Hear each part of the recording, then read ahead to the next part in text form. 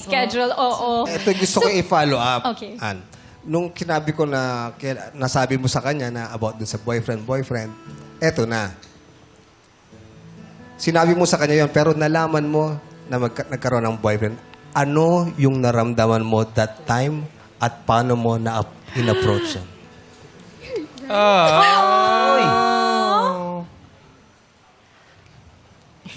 Okay lang, Daddy. Marami pang time. Marami pa.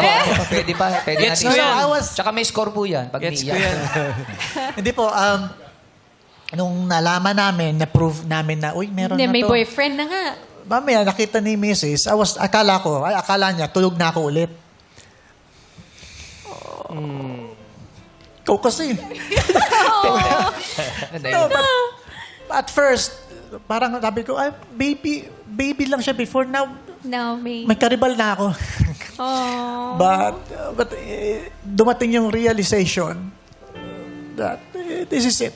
That, ito na pala yung like border na, oops, dadalaga na, kailangan ng... Next chapter na siya. Oh, so kaya talaga pag pinag-igiyan ko pa yung pag-aaral niya ng Muay Thai para kailangan Muay Thai. Opo, we do Muay Thai. para lalo siyang direct same time I cannot always be there with her. Yeah. And yun nga, pag nasa school, meron palang mga ganyang MU. So it's like, okay. Pero, Daddy, Kasi yung Muay Thai na tinuro niya, naging Muay Thai. Muay Thai, si Thai. Oh, Muay Thai. Daddy Pero di ba Paolo- mahirap Sorry, yun, go.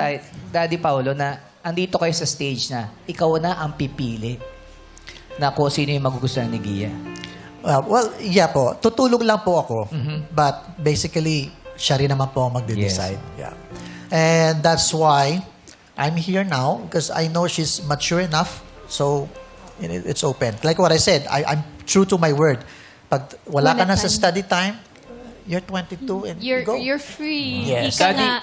So, Gia, diba nakita natin how much your dad loves you and I'm And sure trust- your mom also... Tsaka trusts her. And trusts her. Oh, yeah. So, when they spoke to you about it, kinausap ka na nila na parang hindi talaga pwede to. Anong ginawa mo, Gia? Paano mo tinapos?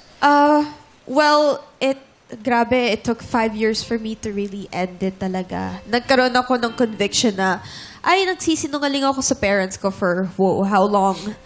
And then, sumabay na rin yung, I know where I want to go, career-wise.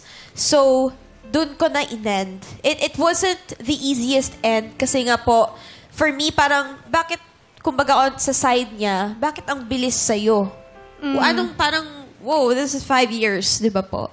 Pero for me kasi, mas mabigat yung sinaktan ko sila mom and dad.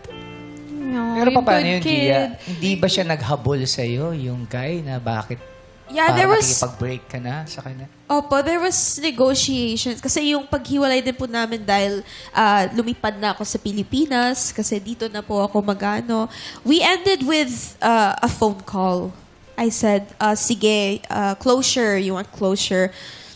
Sure, pwede tayo mag-phone call pero my parents will be with me this time. Wow. Para alam niya na legit din na, okay, this is It's for the real. It's the real reason. It's the real. It's not just yeah. because ayaw mo. It's Opo. because you're going to be a good daughter Yes and follow your parents. Yes po. Halimbawa ngayon, napanood ka niya, nalaman niya single ka pa, tapos umuwi siya dito.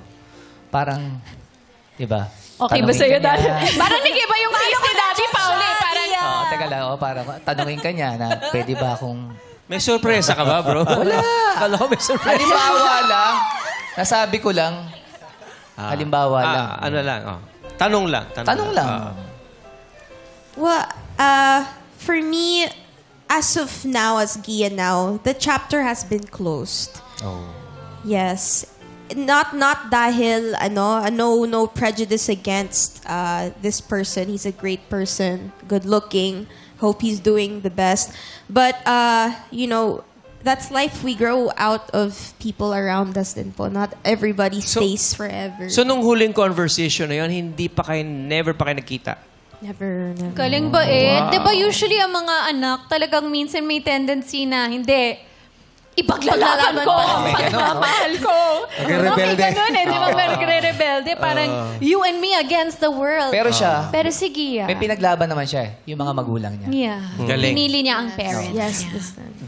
Bakit mas pinili mo na sundin yung parents mo? In the end of the day, kasi yes. Mga they're- ano yan, they're mga strict talaga. 11:59, mga ganun.